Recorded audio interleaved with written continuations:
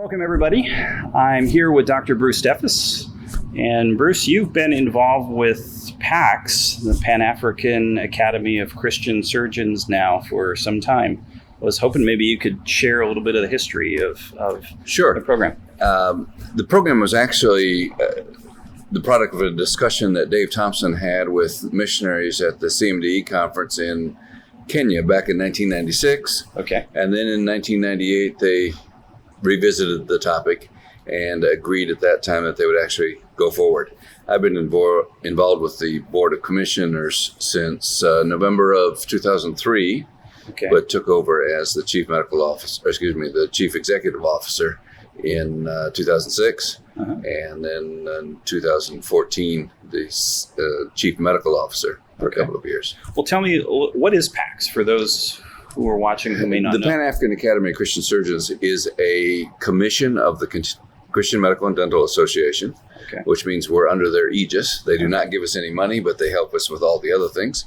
And it's a group of surgeons in the United States and other countries that want to help with the program of training African physicians in Africa, for a lifetime. And as part of that, it's not only the medical, the adaptation of Western surgical thought to these resource-poor areas, but also a full program of discipling and helping them mature in their Christian life. How many hospitals have you been to over the years? And can you tell me a little bit about the need in those places? I worked for several years with World Medical Mission and visited many hospitals. And then, of course, with PAACS, I've visited a great number more. It's somewhere in their 30s to 40s, various mission hospitals. What is clear, besides the need for surgery, is that there's just this very overwhelming poverty and overwhelming medical need. And virtually every mission hospital I've ever been to is struggling to make it go. In the United States, we often talk about the idea of sustainability. A charity hospital, especially in Africa, is never sustainable. By definition, we are trying to get the poor to pay for their care. That's not going to happen. And so there is always going to be an ongoing need for us as Christians, as a member of the church. Christ talks about the fact that we don't get our sustenance independently, but we're in the vine, we're part of the church.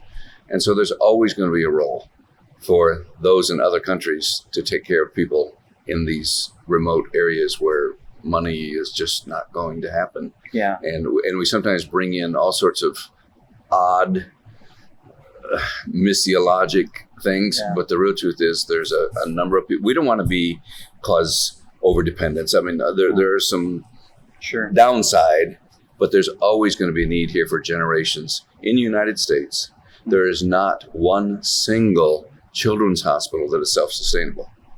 They, at best, do 10%, 15% of their budget from the patients, and 95, 85, 80% of their money comes from charity. If we can't do it in the United States, we're certainly not going to do it in a mission hospital in Zambia or some other place. And so I think there is a real role. And of course, the other exciting thing is that in a great number of countries in Africa, we're still responsible for 30, 40, 50, 60% of the entire healthcare that's coming as an outreach of the church. Yeah, that's exciting. I think that's kind of a big misnomer that, there's this big push to make everything self-sustaining. But functional healthcare services aren't inherently self-sustaining, are they? I mean, almost never. You have to pay for surgical services. You have to pay for anesthesia and medications and all the things that go along with that. Despite every dictator that wants to give free healthcare, there is no such thing as free healthcare. Amen. That's right. That's true. Tell me, why is that important? What's the surgical situation look like in Sub-Saharan Africa? I know we've talked about that, and we kind of know that, but maybe some of those who are watching don't. Numbers are hard to come by in Africa, but the general philosophy is that there's one surgeon for every 250,000 people in Sub-Saharan Africa. Now, that's not one surgeon of every type. That's one surgeon of any type for that number. And certainly for certain specialties, it would be some multiple of that. In many areas of Sub-Saharan Africa, unfortunately, though, it's actually only one surgeon for every 2.5 million people. So in my home state of North Carolina, with 8 million or so, there would only be 32 on the best day and maybe only 3 on the worst day, and you'd have to travel to the big cities. So Sure. The other reality is that a great number of mission hospitals are on the edge of closing because of the lack of a general surgeon. And what that number is again, kind of an imaginary number, but at least well over hundreds of mission hospitals that need surgery. Right. And, I think we've had conversations about this in the past, that surgical services really do kind of help the sustainability of hospitals as well. So it's not just about providing services that are, incredibly needed, but we see a trend where hospitals seem to become more sustainable once they are able to provide good surgical services. That's accurate? Absolutely true. In the United States, of course, invasive procedures, especially elective ones, are the thing that drive the economic engine of a hospital. Mm-hmm. In a mission hospital, children don't bring in money. Wives often don't bring in money, sure. But elective surgery, especially on the men, is actually the engine. And so when that starts to lift, the tide starts to go up, it lifts all the boats. And so now there's money for x-rays and labs and nursing and, et cetera. So sure. It's been very, very clear that once there's an established surgical program, that whole hospital starts to rise. So you've also been involved with this conference. We're in South Asia, mm-hmm. And you have been coordinating and helping put this together. Tell me a little bit about this conference. Can you do that? The continuing medical and dental education was an original response in the 1970s. It was obvious then, of course, back then there was no internet and getting continuing medical education was a major problem. But it became necessary in order for people to have their medical licensure when they went back to the United States, we had to provide it for them here. Sure. And so starting in 1978, the first one was in Liberia. And since that time, almost every year, there's been a meeting, usually one in Africa or surrounding areas and one in Asia, to provide high quality continuing medical education as well as the emotional support. The one great thing about this conference, it's one of the few places where medical missionaries can come in and can actually unburden their heart. Yeah. And people understand and they encourage and they support. The thing that is perhaps the most exciting to me is every year we get a dozen or so notes from people. If it wasn't for this conference, if it wasn't for the Bible teaching, if it wasn't for the love, if it wasn't for the prayer, we'd be quitting and going home.